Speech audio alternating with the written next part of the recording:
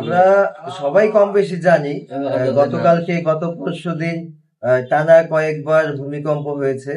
আমাদের বাংলাদেশেও ভূমিকম্প হয়েছে, কিন্তু সেটা সামান্য। আর যেহেতু ভূমিকম্পের ব্যাপার, এটা সামান্য বলতে কিছু নাই। আসলে সৃষ্টিকর্তা রক্ষা করেছে বলেই হয়তো আমরা বেঁচে গেছি। তবে আমি প্রত্যেকটা মানুষের ভূমিকম্প সম্পর্কে আমাদের সচেতন থাকা উচিত। প্রত্যেকটা মানুষের জানা উচিত যে ভূমিকম্প হলে আমাদের আসলে কি করা লাগবে, কি করতে হবে। এই বিষয়ে আমাদের প্রত্যেককে সচেতন হতে হবে। এই বিষয়ে ইউটিউবে প্রচুর ভিডিও পাবেন, প্রচুর নির্দেশনা অনলাইনে পাবেন।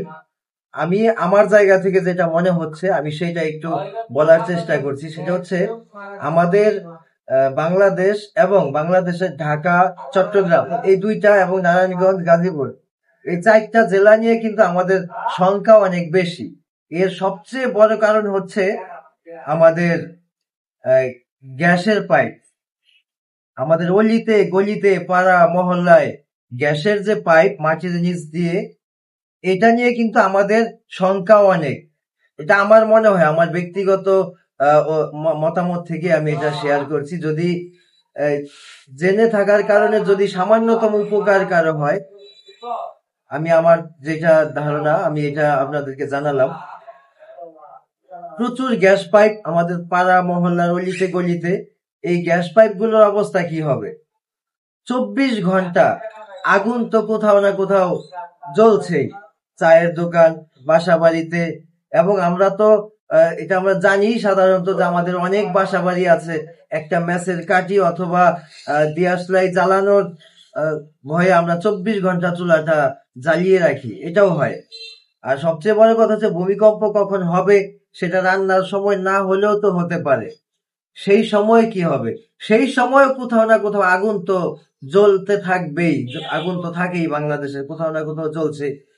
যখন ভূমিকম্প মায়ানমার বা থাইল্যান্ডে গতকালকে যেই ধরনের ভূমিকম্প হয়েছে, এই পরিমাণ ভূমিকম্প যদি আমাদের বাংলাদেশে হয় এবং আমাদের ঢাকায় যদি হয়, তাহলে এই গ্যাস পাইপ গুলো কি হবে?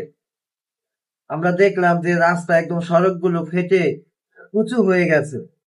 এই প্রেসার গুলো যদি আমাদের গ্যাস পাইপের উপর গিয়ে পড়ে, আমাদের সারা ঢাকা শহর কিন্তু, মানে আমরা যে চকবাজারের অগ্নিকাণ্ড দেখেছি, আমরা বঙ্গবাজারের অগ্নিকাণ্ড দেখেছি, বিভিন্ন গার্মেন্টস টার্মেন্টসে আগুন লাগে সেগুলো আমরা দেখেছি। আগুন লাগলে, একটা ফ্যাক্টরিতে আগুন লাগলে যেমন আগুন অনর্গল জ্বলতে থাকে, আমার মনে হয় যে আমাদের শুধুমাত্র এই গ্যাস পাইপের অব্যবস্থাপনার কারণে আমাদের ঢাকা শহরে এই পরিমাণ ভূমিকম্প হলে ঠিক এইভাবে আগুন জ্বলতে থাকবে। এ থেকে বাঁচার আর কোনো ওয়ে নাই এখন। এই জায়গা থেকে আসলে সংস্কার অনেক সময়ের ব্যাপার, অনেক পরিকল্পনার ব্যাপার। কিন্তু প্রত্যেকটা বাড়িতে, প্রত্যেকটা পাড়ায় গ্যাসের লাইন বিহীন যে গলিগুলো আছে, যে এরিয়াগুলো আছে, সেই এরিয়াগুলো একটু নোট করে রাখবেন। আল্লাহ না করুক যদি এই ধরনের ভূমিকম্প কখনো হয়, আমরা যেন একটু আশ্রয় খুঁজে নিতে পারি। বা খেলার মাঠ, আবার অনেকে আমরা জানি যে খোলা জায়গাতে যদি মাটির নিচে গ্যাস পাইপ থাকে, সেই খোলা জায়গায় কিন্তু কোনো কাজে আসবে না। তা আমি ভূমিকম্প নিয়ে আমার ক্ষুদ্র জ্ঞান থেকে এতটুকু আপনাদেরকে জানানোর চেষ্টা করলাম। আর বিস্তারিত তথ্য আপনারা অবশ্যই অনলাইন সোশ্যাল প্ল্যাটফর্মে খুঁজলে পেয়ে যাবেন। ধন্যবাদ সবাইকে, ভালো থাকবেন।